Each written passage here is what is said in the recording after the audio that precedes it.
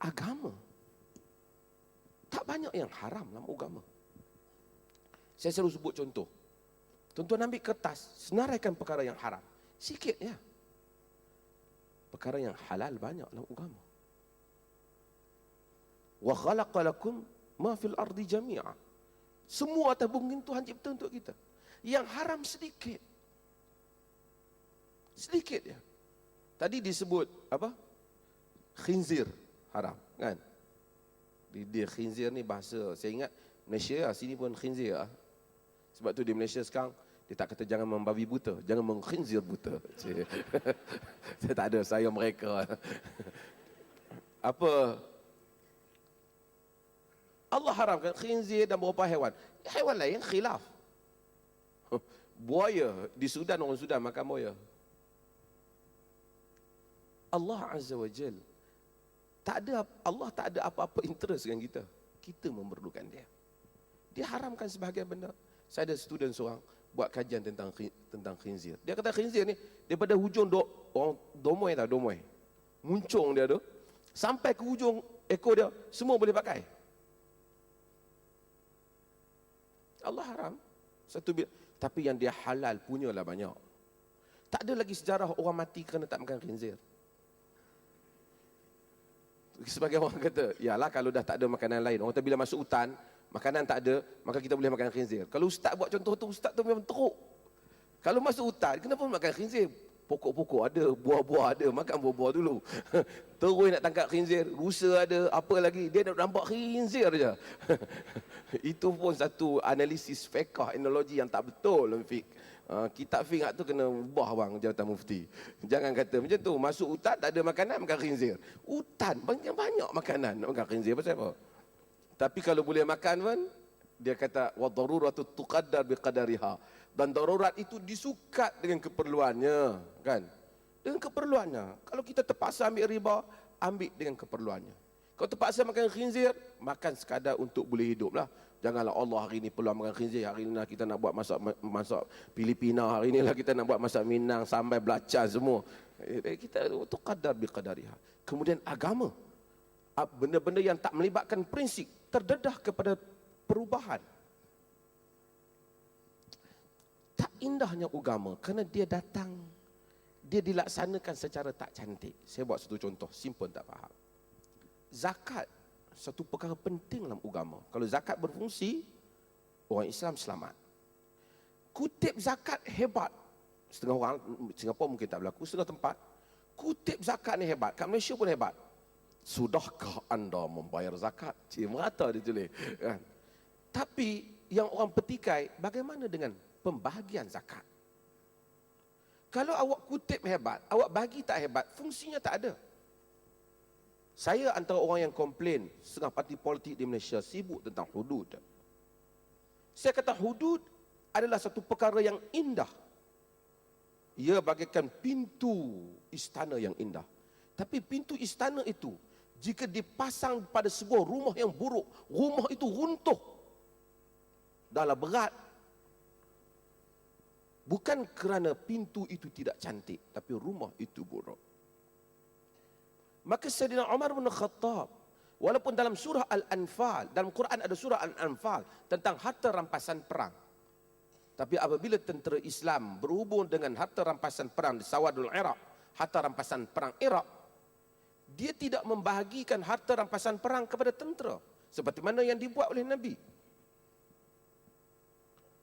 Kerana dia mendapati maqasid ayat, makna, meaning behind the ayat, walladzi ja'u min ba'dihim yaqulu rabbana ighfir lana wa li ikhwanina alladhina sabaquna bil iman wa la taj'al fi qulubina ghillan lil ladzina amanu rabbana innaka ra'ufur rahim. Orang-orang yang datang selepas itu, selepas Muhajirin dan Ansar, akan menyatakan, ya Tuhan kami, ampunlah dosa kami dan mereka yang mendahului kami dalam iman, dan jangan jadikan hati kami ini, jiwa-jiwa kami ini ada perasaan kebencian, hasad kepada orang-orang yang beriman. Dia bimbang anak-anak negeri yang ditakluki, yang dibuka, akan tak puas hati dengan bapa-bapa mereka dulu, orang Islam yang awal, kerana telah membahagi-bahagikan tanah-tanah yang ditawan di dalam peperangan. Walaupun Nabi bagi. Sekarang dia kata tak sesuai. Sebab tentera pada zaman Omar sudah ada gaji. Bukan macam tentera pada zaman Nabi. Dulu, dalam Musannaf Abdul Razak, dulu Nabi tak pernah ambil zakat kuda. Tapi bila Sayyidina Umar tengok tuan-tuan kuda lebih kaya pada tuan unta, dikenakan zakat. Di samping nas Islam yang literal, Islam ada apa yang dinamakan dengan maqasidus syarak, tujuan syarak. Kita hendaklah melihat Islam ini pada kerangka keseluruhan. Baru kita nampak dia indah, simple, indah. Kemudian Nabi kata, akhirnya Nabi kata, wa abshiru, bagi khabar gembira. Jangan pergi cerita Islam yang orang takut. Semua mesej yang Nabi hantar, Nabi kata, basyiru wala tunafiru, yassiru wala tu'assiru. Bagi khabar gembira, jangan jadikan orang lari. Beri, mudahkan, jangan payahkan. Islam simple. Islam tak deal dengan benda-benda yang keluar daripada tabiat. Ada orang kutuk, ada Yahudi lalu, Nabi bangun. Jenazah Yahudi lalu, Nabi bangun. Saya tahu pengusi nak bagi mesej.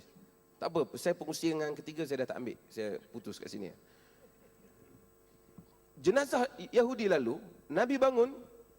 Dan Nabi SAW dia kata, ya Rasulullah, innaha Yahudiyah. Wahai Rasulullah, itu jenazah Yahudi, riwayat Abu Daud. Nabi kata, alaysat nafsan, tidakkah dia juga nyawa? Nabi respect. Itu nyawa. Kalau kita tengok, kalau sini tak ada lah. Kalau dulu Allah dia kata, ini bangkai siapa lalu, sial. Dia kata sial lagi. Kenapa? Non-Muslim lalu. Islam tak mengiktiraf akidah mereka. Islam tak mengiktiraf ibadat mereka.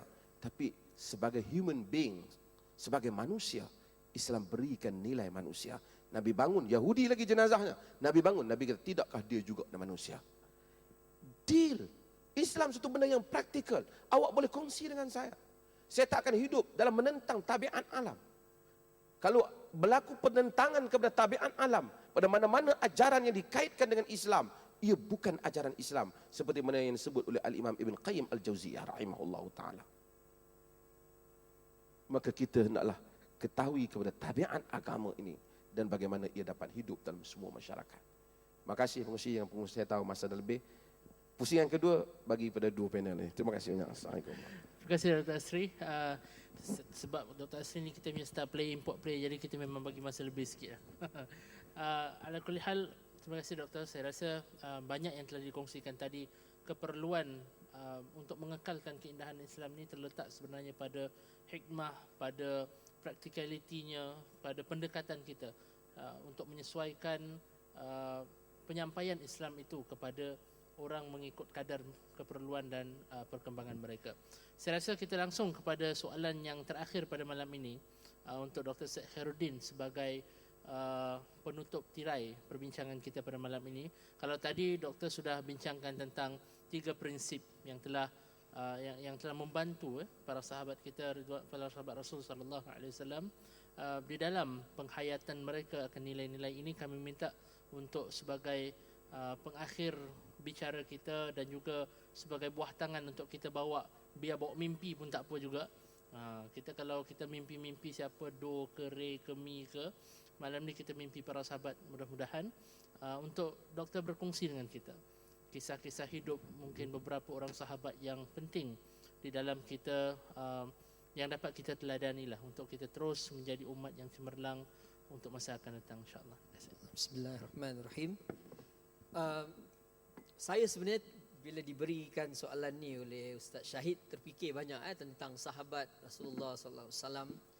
Dan kalau kita kaji sejarah Islam, mungkin satu daripada masalah kita di dunia Melayu ni ialah banyak penekanan yang diberikan kepada sahabat Rasulullah sallallahu alaihi wasallam yang hanya sahabat-sahabat yang unggul atau lebih kepada jantina lelaki, Abu Bakar, Umar, Ali, Sa'ad Abi Waqqas dan sebagainya.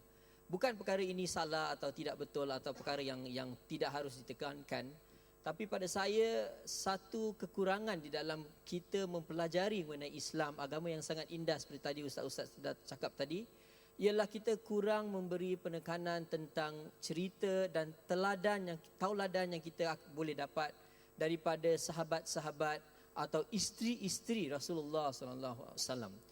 Kalau kita lihat antara mereka yang membina khairun nas ni, mereka kebanyakannya bukan saja orang lelaki tetapi juga kaum wanita. Apa yang memartabatkan Islam pada waktu di mana Islam itu berputik di negara di jazirah Arab itu adalah martabat tinggi yang diletakkan oleh Rasulullah sallallahu alaihi wasallam kepada wanita-wanita pada zaman itu. Dan saya nak cakap sedikit sebanyak tentang 3 orang sahabiat yang memainkan peranan yang sangat penting di dalam membina Islam, di dalam memberikan Islam ini satu nafas baru yang menjadikan agama ini sangat indah kepada kita. 3 sahabiat yang saya nak cakap sikit ialah Khadijah Al-Kubra, kita panggil dia, Aisyah As-Siddiq, anak kepada Abu Bakar, dan juga satu lagi isteri Rasulullah SAW iaitu Zainab binti Jahsh. Seorang yang ceritanya kita dapat lihat di dalam Quran itu sendiri mengenai perkahwinan dia dengan Rasulullah SAW dan juga Zaid bin Harithah. Kita mulakan dengan Khadijah. Kalau kita baca hadis Imam Bukhari, Rasulullah ada katakan bahawa sebaik-baik wanita di dalam syurga ialah Maryam, ibu kepada Nabi Isa, dan juga Khadijah. Kedua wanita ini dilihat sebagai 2 wanita di dalam sejarah manusia yang harus kita lihat supaya menjadi contoh bagi kita. Dan kalau kita lihat satu lagi hadis yang diriwayatkan oleh Aisyah sendiri. Aisyah seorang yang kita lihat sebagai perawi hadis. Saya nak cakap sikit tentang Aisyah ni. If you see her in this modern context, she is like this grand intellectual of her time. Dan di dalam satu hadis, saya ketika buat kajian nak siapkan diri saya untuk forum perdana ni, saya terperanjat nampak hadis ni bahawa Sayyidina Aisyah berkata, aku rasa cemburu kepada Khadijah. Sehinggakan dia cakap apabila Rasulullah sallallahu alaihi wasallam asyik sahaja bercakap tentang Khadijah, dia tanya Rasulullah, apa yang membuat engkau terkenang kepada perempuan tua daripada perempuan-perempuan Quraisy yang sudah tua, bergusi merah, yang telah lama meninggal, dan Allah menukarkan untukmu kepada yang lebih baik daripada perempuan itu. Sehingga kan seorang yang semulia Aisyah ini merasakan cemburu dengan Khadijah. Apakah kebaikan Khadijah ini? Kalau kita cakap dengan orang-orang moden tadi Ustaz cakap, wanita-wanita moden pada zaman ini, lebih-lebih lagi di negeri barat, when they talk about Khadijah, the only thing that they will emphasize, perkara yang mereka tekankan ialah, oh, she's a career woman. Dia orang yang ada business. She's rich. She has everything. And therefore, I want to be a career woman. Ini adalah satu pemahaman sejarah yang salah. Kalau kita baca buku At-Tabari, Waqidi dan sebagainya, Sayyidina Khadijah was not a career woman as we understand it today. Beliau tidak keluar, abang saya balik lambat pasal nak jumpa klien, ejen perumahan. She was never going out jumpa klien.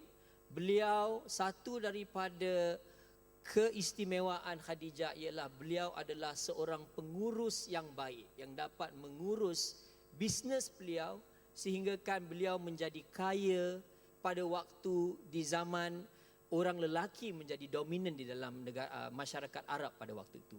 Kerana beliau adalah seorang pengurus yang baik, sebab itulah beliau menjadi seorang yang mengurus kehidupan Rasulullah sallallahu alaihi wasallam. Kita ingat bahawa Rasulullah apabila mendapat wahyu, beliau rasa takut. Tetapi Khadijah lah yang memberikan beliau motivasi, yang menguruskan perkara yang beliau lakukan supaya misi beliau dapat berterusan. Jadi kita lihat daripada Ummul Mukminin ni satu pengajaran yang baik bagi kita. Beliau bukan saja seorang pengurus yang baik, tetapi beliau juga seorang pendidik. She was a stay-home mom who took care of her children.